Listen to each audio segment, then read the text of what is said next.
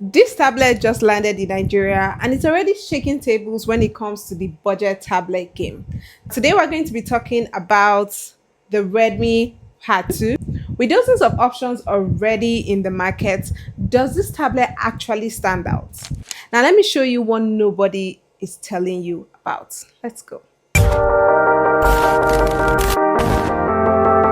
Hey guys, it's Nicole here. So today we're going to be diving into the Redmi Pad 2. We're going to be seeing the battery aspect, the processor, the overall performance of the Redmi Pad 2, the price, and also there's a special package from Xiaomi which I'll be listing before we wrap up the video or before the end of this video. So don't go anywhere, stick to the end. And Xiaomi is promising something very interesting when you purchase the Redmi Pad 2. For the design of the Redmi Pad 2, I personally like it because it has a metal unibody, which means the pad is made up of one material and that is metal. Now I prefer this because this makes the pad very durable and more solid compared to plastic. Now the Wi-Fi enabled version is much more lighter than the SIM card enabled version, which weighs around 510 grams and it is 7.3mm slim, and the 4G is 519 grams, which means it is slightly heavier than this. Now one thing you'll notice is the line, which is plastic compared to the Wi-Fi enabled version. The SIM card enabled version has a line and that is plastic, and then every part of the body is metal. Pad 2 comes in two versions. That's the Redmi Pad 2 4G, which is the one that uses a SIM card, and the Redmi Pad 2, which is the Wi-Fi enabled version. Now they come in three colors, but then the lavender purple would only be found in the one that uses the Wi-Fi version. So just to make sure that you understand how to differentiate it, so once you see a lavender purple version of the Redmi Pad 2 sold to you, just know that that is the Wi-Fi enabled version of the Pad 2 series. The device has an 11-inch display, which is actually massive for streaming videos online, and it is supported by a 2.5K high-definition crystal res display. Now this, I noticed the 1 billion colors did its work by making colors very vibrant, very sharp and well balanced. It is not oversaturated, and it is supported by a 90 Hz refresh rate, which you can toggle between 60 and 90 based on your activity. It gives a 360 immersive sound, so let's have a feel of what it sounds like.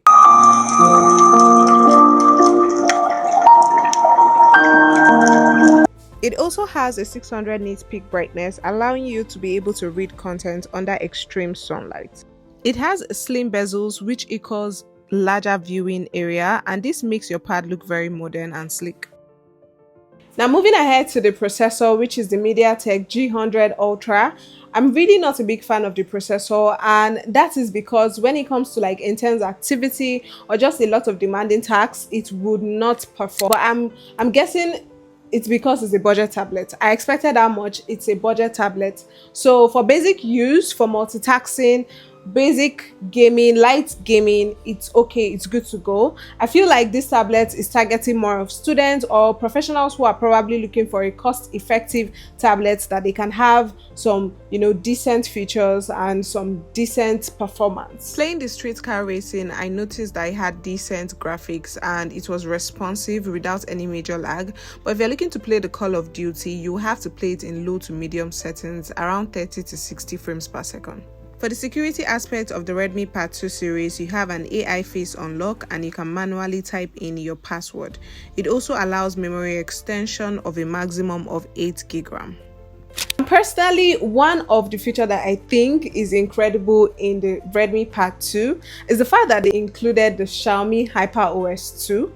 For those of you that have been following the trend from the HyperOS 1 to the 2 version, you see that there are tons of improvements, from better interconnectivity when it comes to connecting to cross-functional devices, to improve battery management, just tons of stuff, to being able to paste content throughout different connected devices. There's just a lot to benefit. If you want to see it in action, I'll do a separate video so that I don't chunk everything together. I'll do a separate video just showing you a lot of features that are in the Xiaomi HyperOS 2. So let me know in the comments if I should do a video just separately, targeting the Xiaomi HyperOS 2, just how to use it with a device and how to use it across different devices? Let me know in the comments and I'll do a video on it. It features the Android 15 operating system, which has improved battery performance management. Now, another thing that I like about the Redmi Pad 2 is the fact that it allows you to be able to connect to the Redmi Stylus pen and the Redmi keyboard. Now, what a lot of people don't know is the fact that for you to be able to use the Redmi Stylus pen or the Redmi keyboard, you have to purchase the Redmi Pad Pro, and which is above 500,000 naira.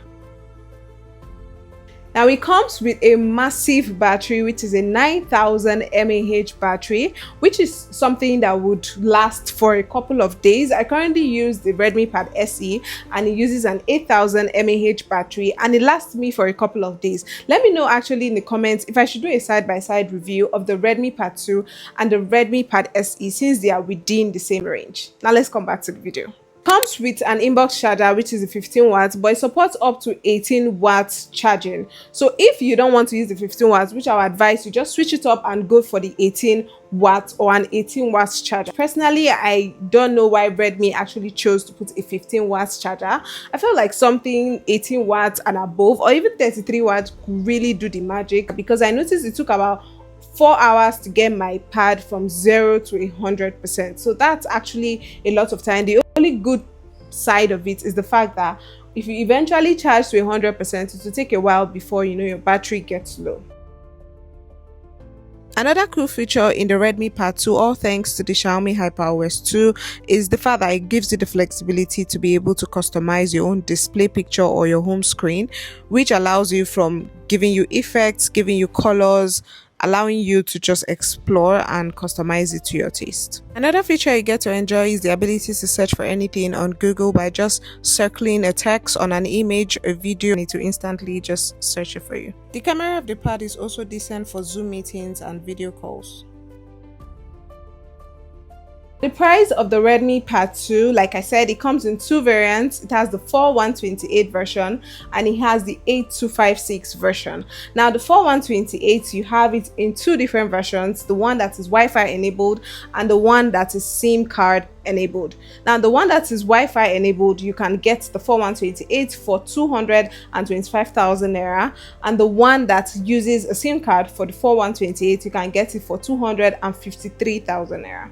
For the price of the 8256 version, the Wi-Fi enabled version goes for 268,000 naira, while the SIM card enabled version goes for 296,000 naira.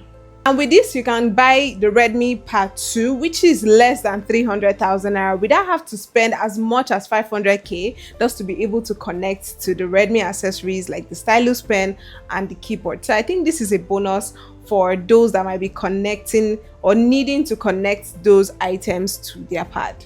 For those of you that stayed to the end, well, here is the package from Xiaomi. Now, upon purchasing the Redmi Pad 2, you're going to get a free cover upon purchasing. Now, for those of you that might not know about this is actually a flex, because I currently have a Redmi Pad SE, and trust me, getting a pouch was pretty hard for me to get. I had to order one from AliExpress and it is not that affordable. You could spend from around 30 to even 50,000 naira just to get a cover for your pad. So this is something that is going to help. You don't have to go the extra mile to look for the accessory. You're going to get it free of charge when you purchase the Redmi Pad 2. Now, if you're a student, a professional, or probably a creative that is on a budget, or maybe a content creator, or you just need something for edits and some kind of light work, this would definitely be the tablet to go for. This tablet is okay, is decent with the functionalities and everything. I personally think it is okay for the price, and this is because if you're familiar with the lineup of Redmi tablets, you would know that for a tablet that has the option of SIM card, you would usually not get it for this amount, except you have to go for the Redmi Pad SE 8.7, which is actually smaller in size. So this is actually a benefit for people that are on a budget, want something with a moderately large size and still want a SIM card functionality or not. Let me know in the comments what you think about it. What do you think about the functionalities, the design, the processor? Just let me know in the comments what you think about it. found this video useful, just a way to motivate me to know that the content I'm sharing is helping somebody out there, please put in the comments, let me know if you were actually thinking of getting a tablet and this made it clearer for you to know which one to go for, or to know if you want to go for the Redmi Pad 2. And if there's somebody that might be finding this useful, please don't forget to share it to them. Share it to them, like, subscribe. Please just support me. Thank you very much. See you. Bye.